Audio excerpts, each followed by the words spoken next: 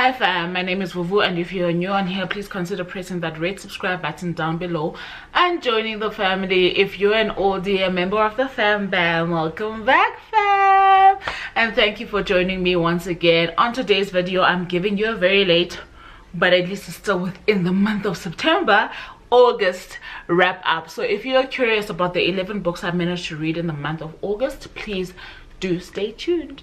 So Vena _reads is an amazing book reviewer, also YouTuber. She reviews books on YouTube, and if I'm not mistaken, she also has a blog as well. So please, if for your connection with literature, get in touch with or follow at VUVUVENA_reads. She is based in South Africa, and I think it is also extremely important to follow literary content creators who are based outside of the West and in continental Africa, because they do a really good job of bridging the gap. We appreciate you, Vuvu, for bringing us Turning Pages and for bringing us your BookTube channel. You know, this is a chance for people to actually see some people that I really enjoy. Please consider pressing the red subscribe button down below, and if you are returning, welcome back fam. Vuvu, you're amazing. Thank you so much for your time. Okay child, just off the bat, just to let you know, I managed to read 11 books in the month of August, and 6 of those books were in the form of audiobook / ebook. So let's start with the digital copies so that I can get those out of the way and then focus on the physical pile of books that I managed to get through. So first up on the digital copies of the books that I read in the month of August is Heartstopper Volume 5. Volume 5 I felt didn't give me what I needed it to give me. Okay, if you guys know anything, I'll try and link the vlog where I read and watched the Heartstopper series and how I felt about that love story and about that series as a whole. I just felt like book 5 was very much of an educational book. It really tried so hard to be socially conscious book, if you get what I'm trying to say, and I think it stole a bit of the enjoyment from me. I'm sorry, I'm gonna pick up my phone so that I can just check my what's this thing that we all use, Storygraph, to let you guys know what my rating of that was. So I really didn't enjoy it to the extent in which I enjoyed the first, especially 3 books in the series. I ended up giving Heartstopper Volume 5 a 3.5 stars. I really don't feel how it moved. In fact, for me, I do want to even say that it was a little bit forgettable, not unforgettable, but forgettable. And as such, I'm really battling with that, and I understand that the next book that Alice Osman brings out in the series will be the last in the series, and I really think that's a good call. In fact, I would have even been okay with the series ending on book 5 because I was not highly impressed by it whatsoever. Anyway, I gave it a 3.5 stars. And the next book that I listened to, these are the audiobooks. So Heartstopper Volume 5 was the only ebook that I read. The rest of the digital copies that I had were audiobooks that I listened to mainly on Everand, but there were books that I had listened to on Libby as well. So the next book that I picked up as an audiobook had started off as actually an ebook on Everand, which is From Scratch. It's the memoir, I want to give you the full title, A Memoir of Finding Love, A Memoir of Love, Cicely, and Finding Home. You guys know this one because it's been on Netflix for a while. The adaptation of this memoir is by Tembi Locke, and we all know Tembi Locke from the screens. Okay, so it's how she fell in love with her late husband, what happened after he passed on, and the memories of them falling in love, and how she has survived past his death.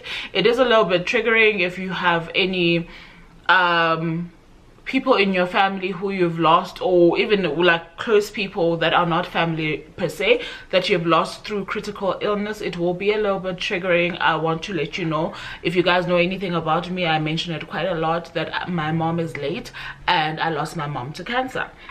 So there were triggering moments, and moments that, even though they were triggering, were quite identifiable for me. I absolutely love how she told her love story. This book for me reads like a love letter to her late husband. There is such perfection, and not perfection in the sense in which we as the world look for perfection. She obviously shares the ups and the downs of her love life with her late husband, but there is such perfection in the way in which she loved that man, and the way in which she remembers being loved by this man is so nourishing. It nourishes your soul as you're reading this book. I absolutely loved the vulnerability of this, and the way in which she chose to commemorate her greatest love. And I feel like there was no better way than to have this book for her child, her daughter. They've got a daughter together, and just the beauty of it. And her late husband was a chef, so this one is sprinkled with lots of Italian food, and it will make you salivate here and there, okay, especially you foodies, as you're reading the book. It was absolutely so well done. I gave this one a 4 stars. The next book that I picked up was well, it's a series, books 1 to 3. I think there's 5 books, if not 4. Let me just double check for you guys. In the series, this series I was plugged on, right? It is not, let me put it this way, the series I picked up because I was going through a mini slump, or what I felt was a mini slump, okay? So I picked it up because my dear friend had mentioned it a while back, but when she mentioned it, she was on some, oh my gosh, I have never read such smart in disguise, basically, in such a long time. Like from the start, child, if you think you're looking for a storyline here, and don't get me wrong, there is a storyline, but you have to dig very deep into the series for you to be able to get the storyline. And the books are up here. So I'm talking about The Vicious Lost Boys by Nikki St. Crow. And this is a retelling of the Peter Pan story, using fantasy, the Fey world, and like I said, a whole lot of smut. The reason why I didn't finish the series, which has about 5 books in it, is because at some point I was like gagging. I was so nar, it was too much. But it reads fast, they are short, and it reads well. So, and like I said, if you are patient enough to get over the smut, there is a little tiny little jewel of a story in there. So I rate books 1 to 3, like I said. So let me just give you my ratings. I don't know why my camera always flashes when I'm sitting. Anyway, it's the first book is The Never King. I gave that one a 3.25. And then the next book is The Dark One. I gave that a 3.5 stars. The third book is The Vicious Darling. I gave that a 3.25. Clearly, the Dark One gave a little bit more context in the story for me, so I enjoyed that a little bit more. And I didn't get around to the rest of it. I don't know if I will finish the rest of it, but you know, some days you're bored, you go back to the series you didn't finish, so it's still just dangling there. I might pick it up, okay? So the last book that I picked up as an audiobook from Libby was Ace of Spades by, I always struggle to say her name. Her name is Farida Abike. Actually, it's her surname that I struggle with. Farida Abike Iyimide. So anyway, she writes a YA thriller, and that was my first book, obviously, from her that I read. And I read that only because I want to read her latest book. It's called Where Sleeping Girls Lie, I think. It's not next to me right now. So I thought I'd always wanted to get into Ace of Spades. Actually, Usborne Publishers tried to get it to me twice, okay? Something happened with the international shipping and it never landed on my desk, and I ended up giving up and being disheartened with the story. But eventually, when I saw that she has another book out and Penguin sent me the copy of Where Sleeping Girls Lie, I decided that let me just double in her first book that I really genuinely did want to read. And I listened to this audiobook through Libby, and let me tell you, I had a good time. Thriller is like my low-key, underground, sneaky link. Okay, I absolutely love good thriller, and I think that the way in which Farida managed to bring in political nuances into this one, as well as basically a discourse around where we as Black people, young and old, find ourselves, and how we play out in those roles, and how we treat each other as well as our counterparts, plays a huge role in who we end up becoming in society. Absolutely love how the characters in the story developed. I loved how even the ending, what they decided to become after learning the things, the tough lessons that they learned along the way.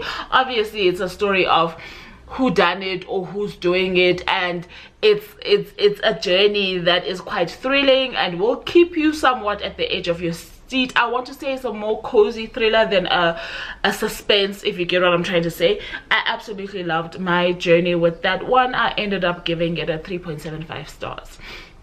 So pray for me with this camera, guys. Can you hear that I'm also out of breath? Let me just take a sippity sip. This ain't right. Okay, so I'm back.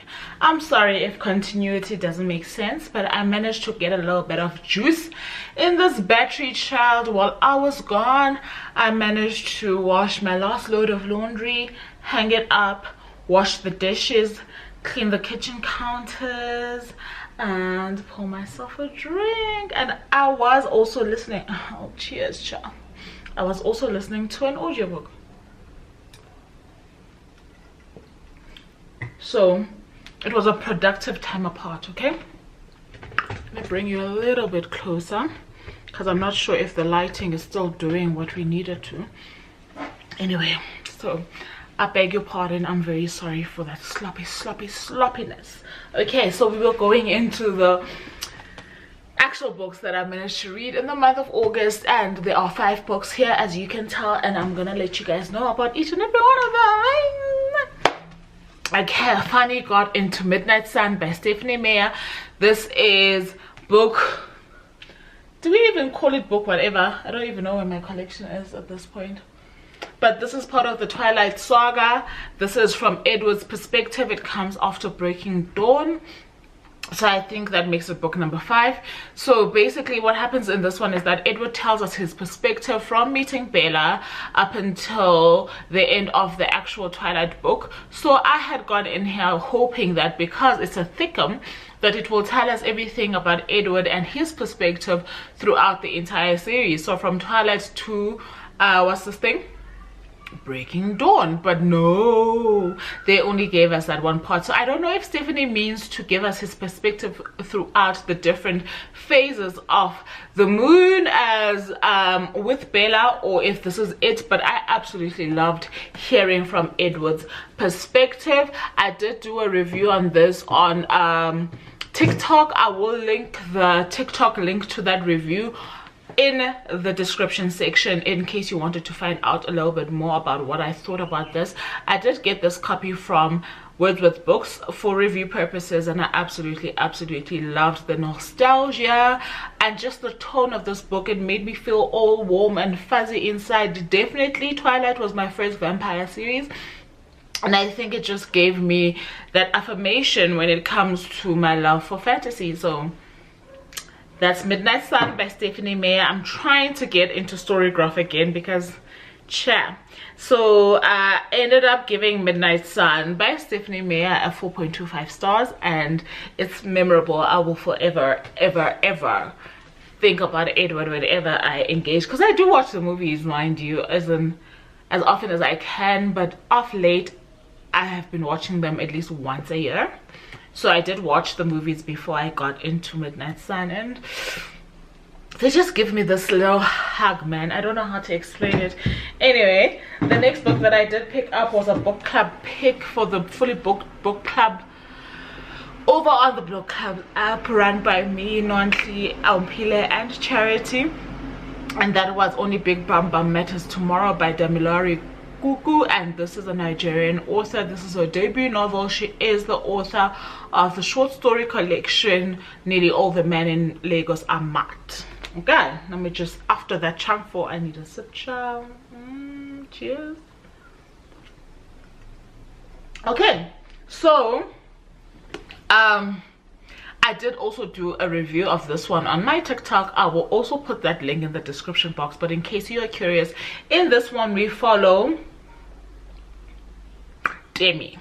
Demi basically feels like her back is a whole big ironing board and she needs herself some nyash, so she starts saving up money in order for herself to get herself this reconstructed nyash so that she can feel good about herself. And what Damilare does in this one is that she brings in a lot of social commentary and discourse on the world that we live in today and why somebody like Demi would feel like she's not enough without this extra nyash. How social media has added to what beauty is. When we did have the discussion as the Fully Booked Book Club, I did mention the fact that I really cannot in my heart of hearts condone or even understand a society in which we all want to look the same. And in so saying, I want to say that just how you came out, unless obviously it's a deformity or a disability that is essential to your survival, fair enough, I get reconstructive surgery that aids you to live better. I get that, but I'm not sure if I'm somebody who buys into cosmetic surgery. If you just look through your Instagram pages, guys, you will see that everybody's just trying to look like the next person, and eventually we're not going to be able to tell each other apart. And I'm like, okay, listen, I have imperfections, don't get me wrong. I do stand in front of the mirror and I'm like, ooh-cha. To me, really. And I don't know if even if I had all the money in the world, never mind that I don't have that conviction, right?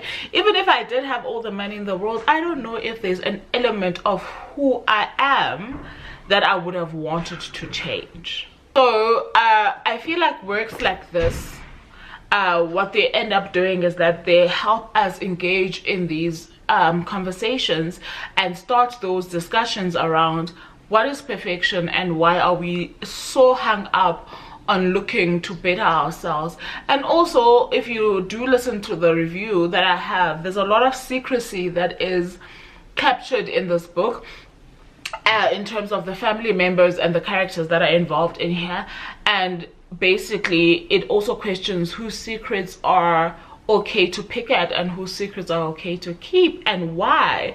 And I've always found that when you have a secret that the whole world can see, i.e. you want to reconstruct a part of your body, there's no way that you can hide that from the world. Then suddenly everybody feels like they can have an opinion about it. However, when you have a secret, things that you do in the dark that can only come out in the light when the other person reveals them, then nobody will ever know, and you will always be the perfection that you are in people's eyes, right?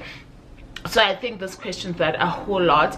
I did not think that the title of the book was fitting for the actual story that we are actually going into in this book. However, I do enjoy Damilare Gugu's writing. I love the fact that she can bring humor into serious topics that are also, for me, what really wins me over with books is that I'm somebody who absolutely loves dialogue in books, especially dialogue that moves the story along, and I think she did that exceptionally well. I ended up rating Only Big Bum Bum Matters Tomorrow at 3.75 stars.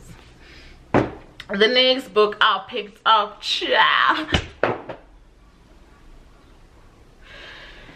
alright, let's try again. Okay, the next book I picked up was Goddess Crown by Shade Lapite. This is a debut novel. I feel like it is part of a series. She is British Nigerian, and the tagline says it all: girl, rebel, queen. And this one I also did a review of over on TikTok.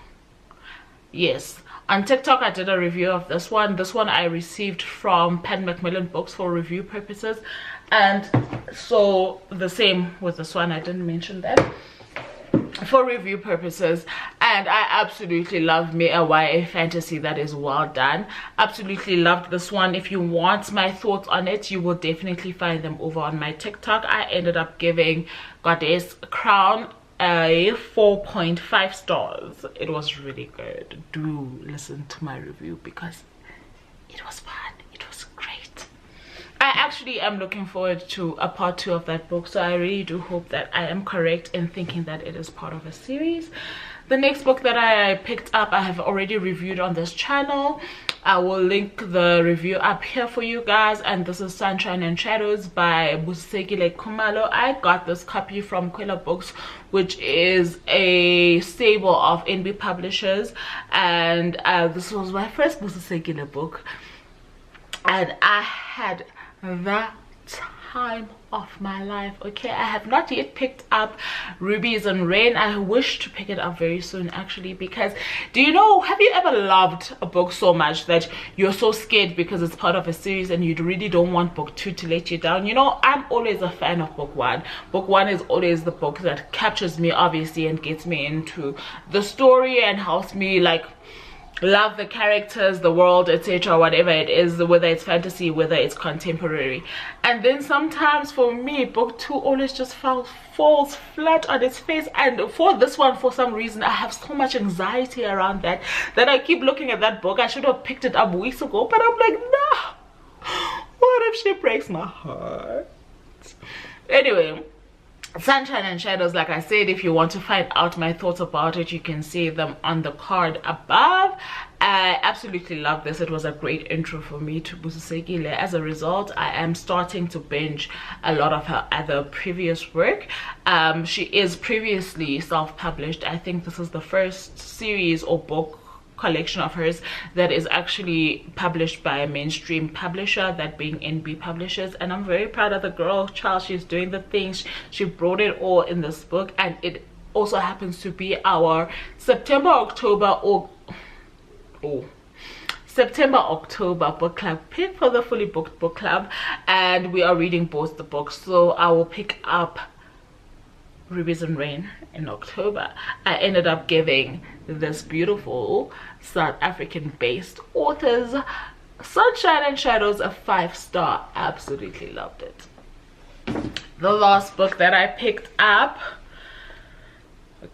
physical book that I picked up, was James by Percival Everett. If you have been following our wrap-ups, you will realize that I read Huckleberry Finn, I read Tom Sawyer, so that I could be able to read James.